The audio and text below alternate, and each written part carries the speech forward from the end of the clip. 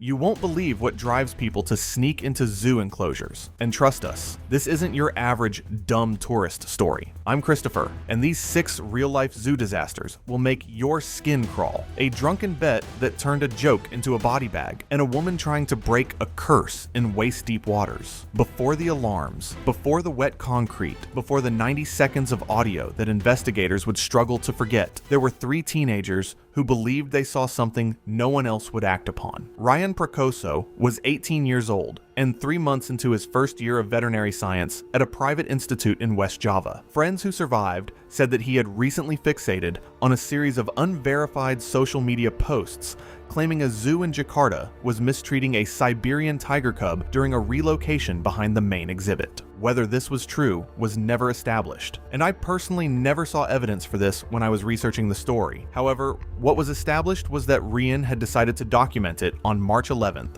2014. His friends Dimas Arya, 17, and Hendra Lukito, 18, trusted him enough to follow. The 3 arrived on a Wednesday, when visitor numbers were low. Over roughly 40 minutes, they watched staff patrol patterns from different vantage points, noting what they believed were consistent gaps in coverage. Their observations were partial. Patrol timing shifted in ways they did not account for. By late afternoon, Ryan had concluded the tiger would be secured in its night den due to feeding schedules, an assumption drawn from no verified information. At no point did any of them consult park staff, read the posted enclosure warnings, or acknowledge multiple warning signs. They waited until foot traffic thinned further, then moved toward a maintenance barrier on the park's east side. Ryan climbed it first. The others followed. Internal CCTV footage reviewed by investigators later showed the 3 dropping into an enclosure buffer zone at 5:41 p.m. The footage was later described as partially obstructed and reconstructed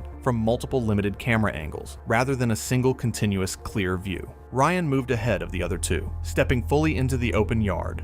As Dimas would later describe it, confirm it was clear. The Siberian tiger is the largest cat species on Earth. Adult males weigh between 400 and 675 pounds, stand nearly 4 feet at the shoulder, and can cover 25 feet in a single bound. Their forelimbs alone can exert enough force to fracture the spine of a full-grown elk. In captivity, they retain every territorial and predatory instinct of their wild counterparts. Hunger does not need to be present for an attack to occur. Intrusion into their space is sufficient. The tiger had been resting in shaded rock cover approximately 60 feet away. It did not charge immediately. Investigators reviewing the footage noted a pause of several seconds, during which the animal oriented toward Rian, head lowered, body still. Then it moved, not in a prolonged, controlled approach, but in a sudden explosive burst from a crouched position, covering the distance faster than the eye could track. Ryan had no time to turn before the animal was on him.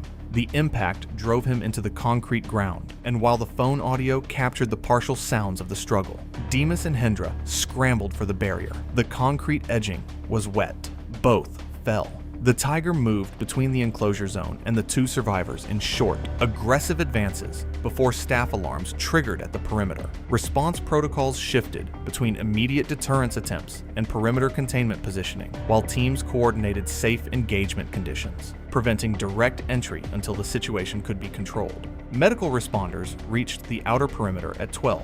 By then, Ryan was dead. The coroner's report noted catastrophic cervical trauma, bilateral rib fractures consistent with compressive force, and exsanguination as the primary cause of death. Dimas and Hendra each underwent multiple surgeries and survived. Both sustained permanent physical injuries. The tiger was later placed under strict containment review, and officials determined euthanasia was necessary because it could not be safely retained or rehomed under existing safety protocols. The park faced regulatory action and closed the tiger exhibit permanently. Rian's family received no remains for nearly 2 weeks, while investigators completed documentation. He was buried in Bandung on March 28th, and that one still gets to me, because those kids genuinely believed they were doing the right thing. I feel sorry for the survivors who will bear the guilt, but ultimately, I feel sorry for the tiger. The following story happened in Argentina, and what makes it crazier is that by the time security noticed something was wrong, he had already made his decision. 1 ticket, no companion, no detour. The man who walked into a zoo in Buenos Aires that afternoon bypassed everything, the crowds, the exhibits, the ordinary hum of a zoo at work, and aimed himself straight at the African savanna enclosure. There was no rush in his steps, only the terrible patience of a decision already sealed. Zoo entry records showed Emilio Drago had visited this zoo at least 4 times in the preceding month, always alone, always gravitating to the lion habitat. He carried no camera, bought nothing from the vendors, and spoke to no one. People who knew him described his demeanor in those weeks as emptied out, not visibly grieving, simply absent. And here is the reason why. He was 32 and had been unemployed since January, when his younger brother was killed by a hit-and-run driver on Avenida Corrientes. The case went cold within weeks. Friends said he never accepted that outcome and became increasingly unreachable as the investigation stalled. His wife filed for divorce in June, citing escalating verbal and physical abuse. In the months that followed, he shed every structure that had defined his days and made no visible effort to replace any of it. Zoo personnel had already spoken to Emilio once that afternoon of September 3, 2015. Witnesses confirmed he had been leaning over the outer viewing rail for an extended period and was asked to step back by a keeper. He complied briefly. Over the next 40 minutes, at least 2 visitors independently flagged his behavior to staff. He was standing motionless near the primary fence, arms at his sides, occasionally speaking under his breath. Staff were already moving toward him when he stepped over the secondary rail into the restricted buffer zone. The keeper who first observed it moved toward him, assuming accidental entry. Emilio did not slow down or look back. He walked in a straight, deliberate line toward the inner containment edge, while staff shouted at him from behind the outer fence. Visitors had stopped moving. The enclosure's closed-circuit cameras captured his movement continuously from the moment he left the public walkway, later becoming the primary source for reconstructing the timeline during the internal investigation. He reached the inner boundary and stood still, arms lowered at his sides. The lioness, a 7-year-old female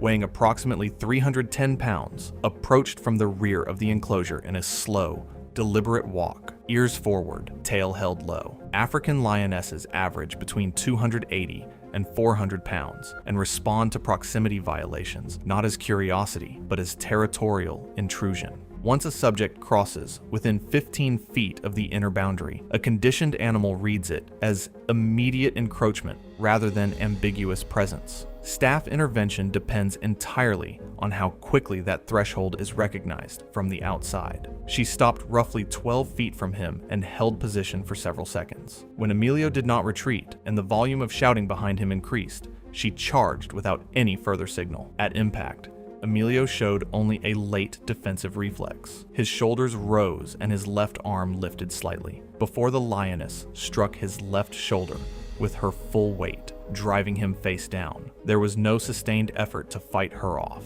She bit the back of his neck, fracturing the C3 and C4 vertebrae and severing the spinal cord. Collapse was almost immediate, with only brief reflex motion noted before full incapacitation. She then dragged him by the upper back across the enclosure floor toward the rear wall. Zoo staff activated distraction sirens and deployed emergency fire hoses within 3 minutes of the attack beginning. The lioness did not release or retreat. Keepers prepared emergency lethal response protocols, while veterinary staff also readied tranquilizer equipment, but the animal's positioning over the body made both intervention options difficult. A tranquilizer dart was attempted only after repeated noise and hose deterrents failed. By the time medical personnel were cleared to access the scene, Emilio Drago was pronounced dead. No footage was released to the public. I think this reads less like a suicide and more like a man who had already left life behind. He was just waiting for his body to catch up. The lioness wasn't a weapon. She was an answer. Tragic,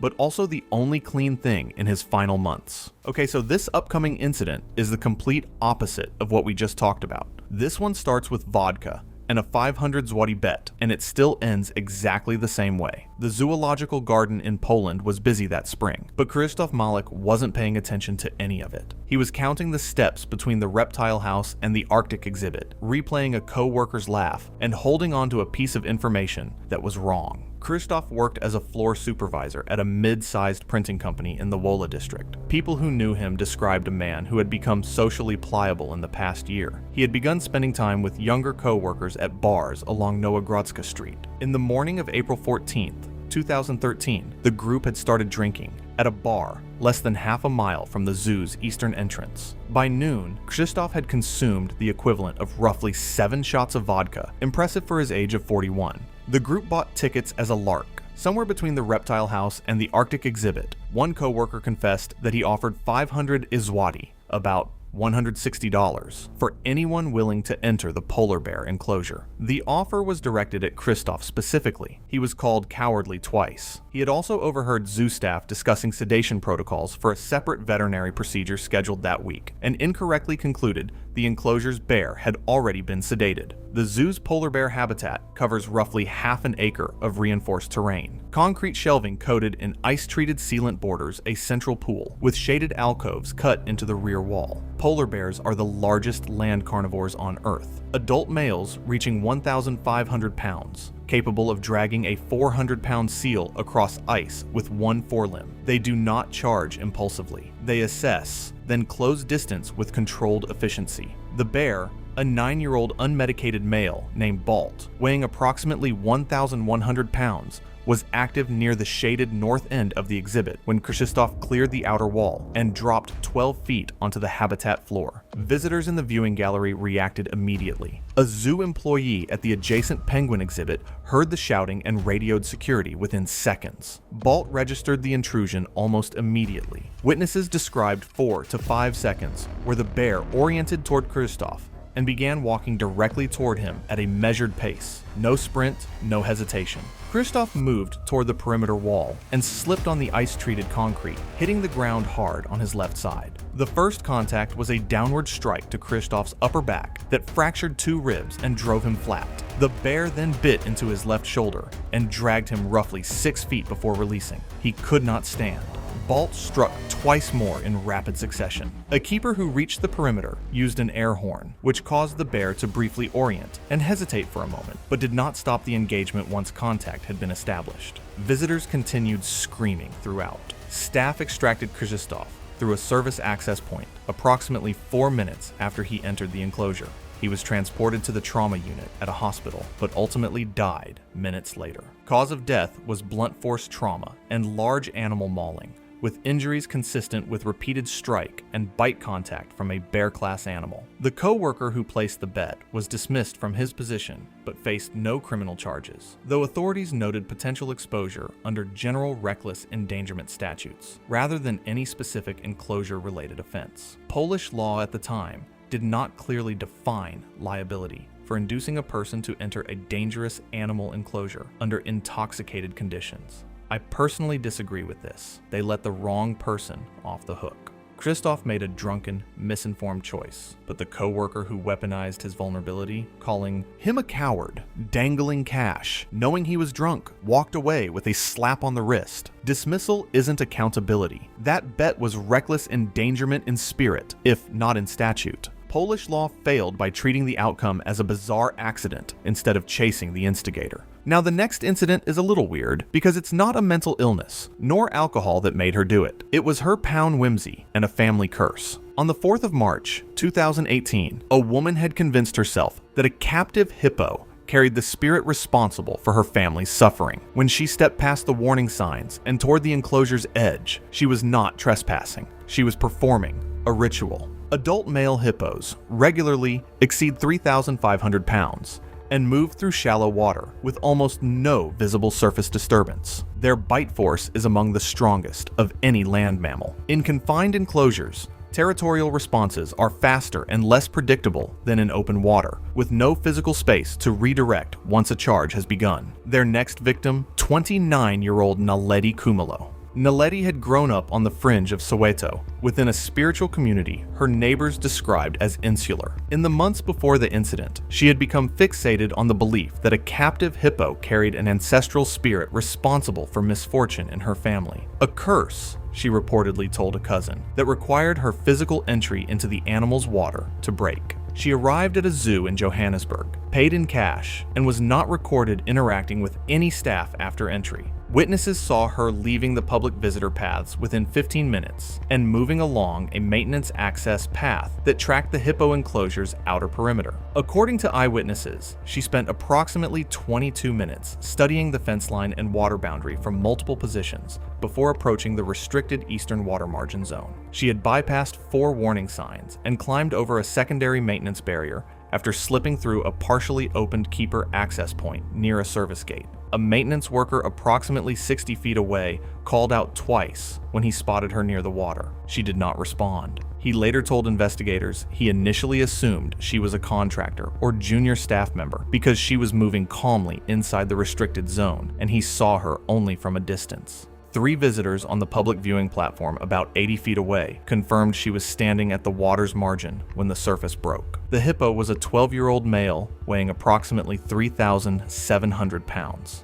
He had been submerged near the near bank in deeper water, fully invisible from above. He surfaced less than 6 feet from her in seconds. The first contact dropped her backward into the shallows. His jaws closed across her lower torso and locked. The pressure was instantaneous and complete. She was pulled partially under during the rotation. The water at the margin broke open and churned. She did not surface. No sound came from her position after the first impact. The shallows went briefly white with disturbance, then darkened. A man near the outer fence had already dialed emergency services by the time the water began to settle. A woman beside him was shouting toward the service building. Several children at the viewing rail were turned and moved back by adults before the water went fully still. Keepers, veterinary staff, and zoo security reached the enclosure in 4 minutes. The hippo had not retreated from the bank and required redirection twice before personnel could safely enter the water. Full retrieval took 9 minutes from the initial alert, complicated by reduced visibility and the animal's sustained proximity to the bank throughout. She was pronounced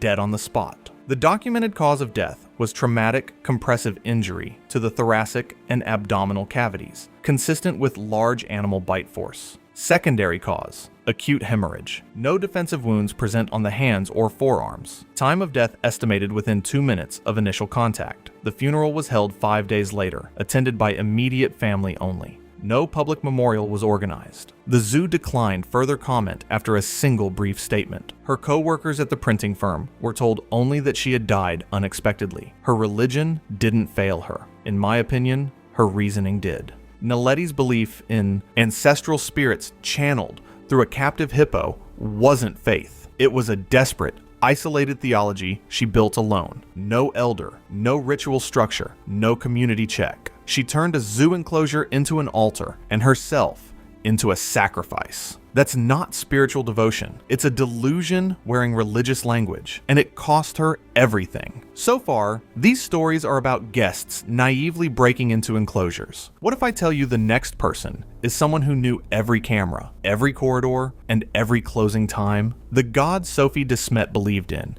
didn't live in a church, but in the low chuff of a cheetah. And on the night of March 14th, 2016, she went to prove she had passed it, not knowing the answer would come in under 90 seconds. Sophie had spent 11 years as a zoo education volunteer before the park terminated her contract in early 2016, following allegations of unauthorized animal contact and repeated boundary violations with restricted enclosures. The misconduct review concluded she had entered a felid holding corridor without supervision on at least 3 separate occasions. She filed a civil suit against the park, claiming wrongful dismissal and reputational damage. The case was dismissed in early 2015. In the months that followed, her social media activity showed a steady fixation on the facility, posting long public posts about what she described as mismanagement of the animals she claimed to know better than the staff that replaced her. What drove her back to the park that night was not impulsivity, but something more methodical. She had worked the education circuit long enough to memorize patrol rotation patterns, know which service corridors fed into the Felid sector, and understand that a specific maintenance gate on the eastern perimeter of the cheetah enclosure used a legacy latch mechanism the park had not yet upgraded and was still scheduled for phased replacement. Though cheetahs are the lightest big cats and rarely exceed 125 pounds, their speed, powerful forelimbs, and hooked dew claw make close-range attacks dangerous.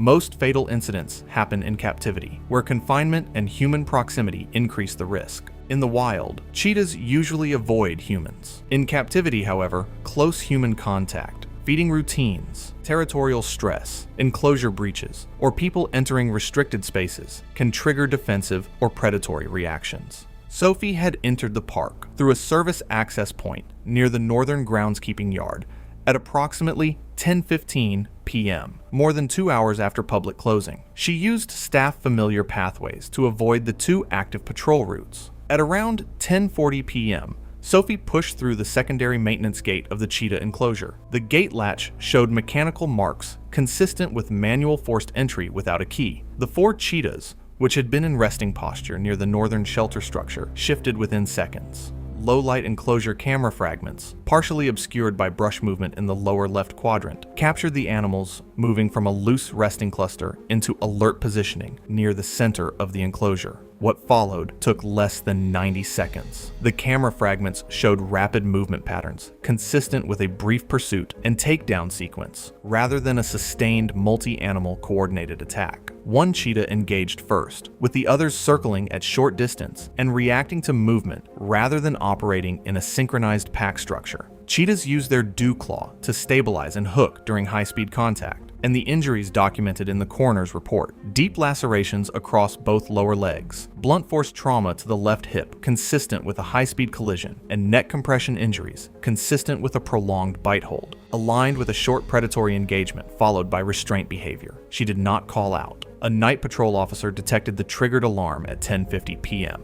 Emergency staff reached the enclosure at 10:55 p.m., and Sophie was found unresponsive near the eastern brush line during a pre-dawn welfare check at 5:12 a.m. She was pronounced dead at scene. The coroner listed cause of death as asphyxiation, secondary to cervical compression, with contributing factors of hemorrhagic shock from multiple deep lacerations. The park conducted an internal procedural review focused on overnight surveillance, redundancy, and legacy hardware replacement timelines. The 4 cheetahs were relocated to separate conservation facilities in the Netherlands and Germany within 6 weeks of the incident, under standard post-incident behavioral assessment protocols. Thank God the cheetahs weren't euthanized. They did nothing wrong. Sophie broke into their home at night, forced a gate, and got exactly the response any wild predator would give. The zoo didn't scapegoat its animals for her obsession, and that deserves genuine relief. That's the only just outcome in this whole sad story. If you think nothing can top the previous story, I don't think you're ready for the last entry. It features a decision-making so trivial, his death will make you scratch your head.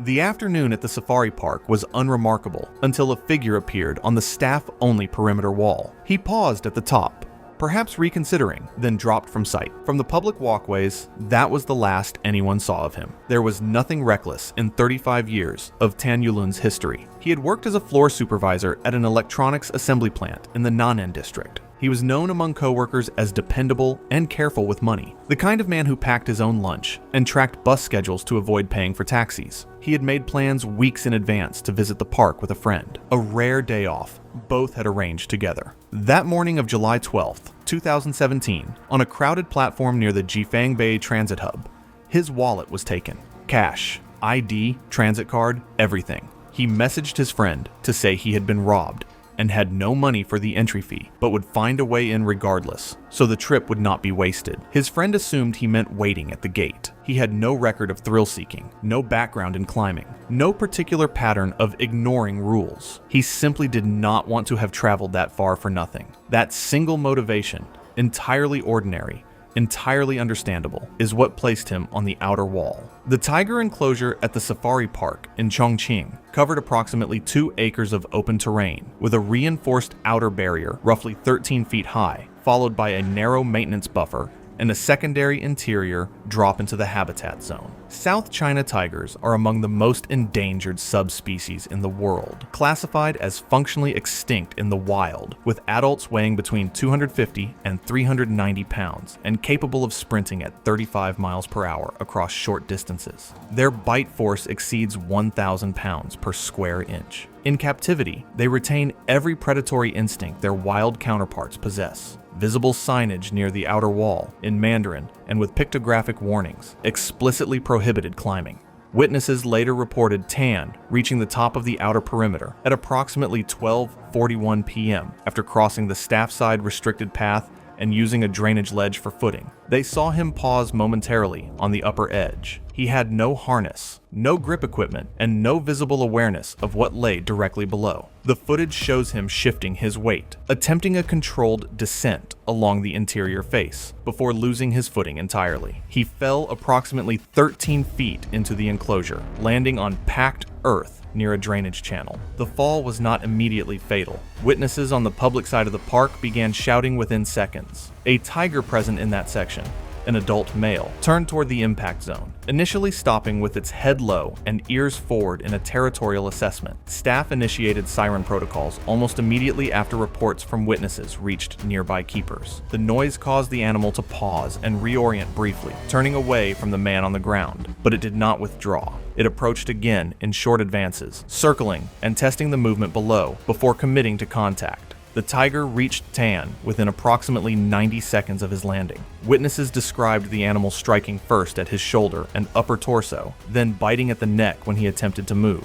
Bystanders were screaming. Several were recording on their phones. The animal pulled and repositioned him repeatedly, dragging him toward the eastern tree line. The drag covered roughly 40 feet before the animal stopped and stood over him. A park wildlife response unit arrived at approximately 7 minutes after the initial alarm. Medical access was established at the 10-minute mark. By that point, Tan Yulun was unresponsive. Emergency services were contacted by a park staff member stationed near the enclosure perimeter. He did not survive to receive emergency treatment. The coroner's report indicated death from traumatic injury to the cervical spine and catastrophic blood loss from lacerations to the neck and upper torso. The fall itself had fractured his left femur and 2 ribs. Following the incident, the park raised the outer perimeter wall by 4 feet and applied anti-climb surfacing along the upper section. The tiger was not euthanized. Park management released a brief statement. Tan Yulun's friend, who had been waiting near the main entrance, was informed by staff before the news reached local media. It's hard to shake the cruelty of this. A cautious, frugal man, already robbed that morning, simply refuses to let the day be a total loss. That impulse to salvage something you've already invested in is so painfully human. It's that for one moment, under ordinary pressure, he decided the rule didn't quite apply to him.